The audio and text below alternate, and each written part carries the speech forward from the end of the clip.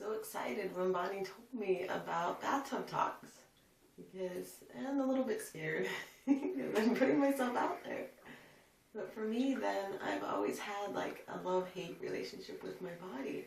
And it's only been in the last few years that it's turned much more love than hate. And I had my youngest son almost 11 years ago, and I just could not keep off the weight.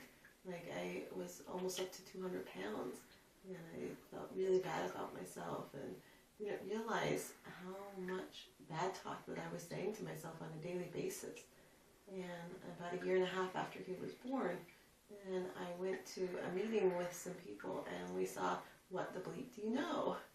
And in it, I realized how much it affects us when we're talking bad about ourselves or when we talk good about ourselves.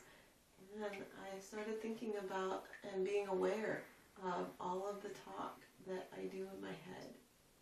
And every time I would be aware of saying something like, "You're fat," or "I hate my boobs," or "Oh, why are my thighs so big?" or any of the thoughts, the million thoughts that would go through my head a day. And then I started shifting those around and finding places that I liked. Like, I love my fingers and I love my lips. And then it started creating spaces inside of myself that I really started enjoying my body. And it was about 5 years ago where I started a practice on a friend's advice to go stand in front of the mirror and look at myself naked and really start appreciating myself. And the places that I couldn't appreciate, just sit and hold and love. And let me tell you, it was super, super confronting.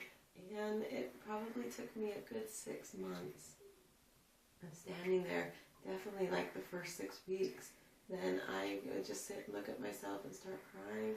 And the first thoughts that would come into my head were about the places on me that I didn't like. And Bonnie asked us to talk about the media. And for me, then I have a lot of friends live in LA. I used to come out here all the time for conventions and be with the movie stars and the TV stars. And the media portrays women as needing to be skinny, and that the perfect body is like a size 0 or 2 or maybe a size 4. And most of my life then I've been a size 10 to 18. And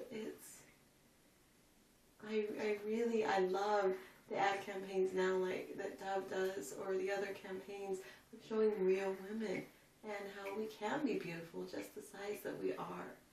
And I've come to realize that beauty comes from how you feel about yourself. And for me, a lot of the weight finally did come off once I started liking myself. Like, I always thought, well, I can like myself if I'm skinny. No, and I really didn't change my exercise habits or my eating, or what I changed was loving me. And then the weight started melting off. And now, for the most part, I'm happy with myself. I'll still have my days. I'll look and say, there's blemishes here.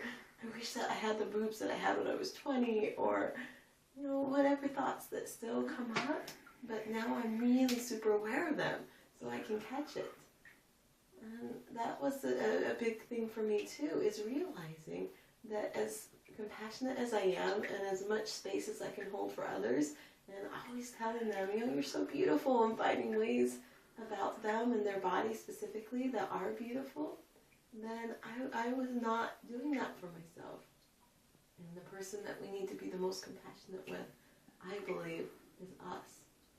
And so that's the biggest thing that I would say, is just be really aware of the words that you're saying to yourself inside of your own head, and start loving you.